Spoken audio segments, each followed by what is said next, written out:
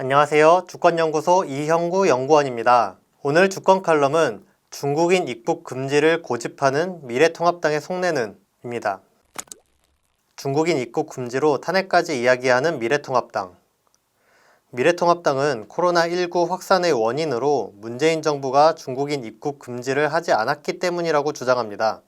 황교안 미래통합당 대표는 2월 28일 여야 대표 회동 때 지금이라도 중국인을 입국 금지해야 한다고 주장했습니다. 심재철 미래통합당 원내대표 또한 3월 1일 한참 늦었지만 오늘이라도 중국인 입국을 전면 금지해 감염원 입국을 원천 차단해야 한다고 다시 한번 강조했습니다. 언론도 미래통합당의 주장에 가세해 중국인 입국 금지를 주장하고 있습니다. 조선일보는 2월 25일 중국인에 대해 입국 금지 대체 왜 안 하나 라고 보도했습니다. 같은 날 중앙일보는 뒤바뀐 신세, 이젠 중국이 한국인 격리 나섰다 라며 중국인 입국 금지 주장에 보조를 마쳤습니다. 적폐 세력은 2월 4일 일찌감치 청와대 국민청원에 문재인 대통령 탄핵 촉구 청원을 올리기도 했습니다. 탄핵을 촉구하는 근거로는 정말 자국민을 생각했다면 중국 모든 지역을 대상으로 입국 금지했어야 합니다 라고 밝혔습니다. 더 나아가 3월 3일 급기야는 윤석열 검찰이 박능후 보건복지부 장관을 수사하는 웃지 못할 일까지 벌어졌습니다.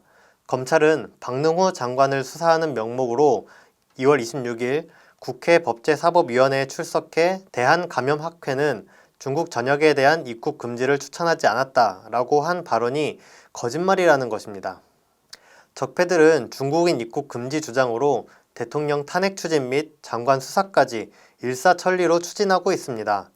국민은 검찰의 신천지를 압수수색하라고 요구하고 있는데 정작 검찰은 정부를 수사하다니 아닌 밤중에 홍두깨가 아닐 수 없습니다. 두 번째, 중국인 입국 금지를 안 해서 코로나가 확산했나? 우리나라에서 코로나19가 확산한 것이 정말 국내에 입국한 중국인 때문일까요? 단적인 예로 전국 기초단위에서 중국인이 가장 많은 도시는 안산입니다. 안산에 있는 외국인은 총 9만여 명이고 그중 중국인은 6만여 명입니다. 그런데 안산에는 코로나19 확진자가 0명으로 아예 없습니다. 중국인이 코로나19 확산의 주범이라면 코로나19 확진자는 대구가 아니라 안산에 가장 많았을 것입니다. 정부는 2월 4일부터 중국 및 홍콩, 마카오에서 입국하는 내외국인들을 대상으로 특별 입국 절차를 시행하고 있습니다. 2월 4일 이전 입국한 중국인 중에 확진자는 4명인데 2월 27일 기준으로 3명이 완치했고 1명도 상태가 안정적입니다. 그나마 그중 1명은 일본에서 귀국했습니다. 2월 4일 이후 중국인 확진자는 6명이지만 1명을 제외하고는 최근 중국에서 입국한 사람이 아니라 국내에서 코로나19에 걸린 환자입니다. 3월 1일에 입국한 중국인 중에 코로나 확진자가 발생한 것이 유일한 사례입니다. 이런 상황은 결국 코로나19 사태의 원인은 중국인 입국자가 아니라는 것을 명백히 밝혀줍니다. 미래통합당이 코로나19 확산을 막기 위해 중국인 입국을 금지하자는 주장은 현실과 동떨어진 상상 속의 대책에 불과한 것입니다. 반면 미래통합당의 주장대로 중국발 입국을 전면 차단한 나라도 있습니다. 바로 이탈리아죠. 이탈리아는 1월 31일 첫 코로나19 확진자가 나오자 곧바로 국가 비상사태를 선포하고 중국 본토와 대만, 홍콩, 마카오 등을 오가는 모든 항공편 운항을 전면 중단했습니다. 그러나 이탈리아는 3월 6일 현재 코로나19 확진자가 4,000명에 육박하고 사망자가 150명 가까이 나왔습니다. 이탈리아에서는 왜 코로나19가 확산했을까요? 원인으로 꼽히는 것은 최초 감염자가 따로 있었는데 이탈리아 당국이 최초 감염자의 신원과 소재를 파악하지 못해 슈퍼 전파자를 만들었다는 것입니다. 중국인 입국을 금지하지 않아서가 아니라 전파자를 파악하지 못했기 때문입니다. 우리 정부는 코로나19 방역을 위해 중국에서 입국하는 사람들을 철저히 수사하고 추적, 관리하고 있습니다.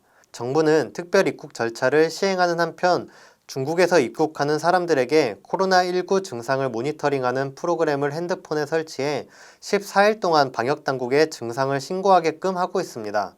그 결과 우리나라에서는 중국을 통한 코로나19 바이러스 확산은 전무한 상황입니다. 중앙방역대책본부에 따르면 3월 5일 오후 4시 기준으로 코로나19 확진자는 6,088명인데 그중 대구 지역만 4,327명입니다. 대구 지역의 환자 중 2명을 제외하면 모두 신천지와 관련됐다고 합니다. 중국인이 아니라 신천지 교인을 통한 전파가 코로나19 확산의 주된 요인인 것입니다. 만약 미래통합당이 지금 집권하고 있었으면 어땠겠습니까? 미래통합당은 중국인 입국을 금지하고 신천지를 두둔했을 것입니다. 그러면 어떻게 됐을까요? 신천지 교인 확진자 추적에 완전히 실패했겠죠. 그러면 그 결과는 불보듯 뻔합니다. 코로나19는 더욱 심각하게 확산했을 것입니다. 세 번째, 미래통합당이 중국인 입국 금지에 매달리는 이유. 전문가들도 중국인 입국 금지 주장에 회의감을 드러냅니다. 김호란 국립암센터 교수는 한국이 미리 입국을 제한했다 해도 확진 환자 가운데 2명만 막을 수 있었던 것이라고 밝혔습니다.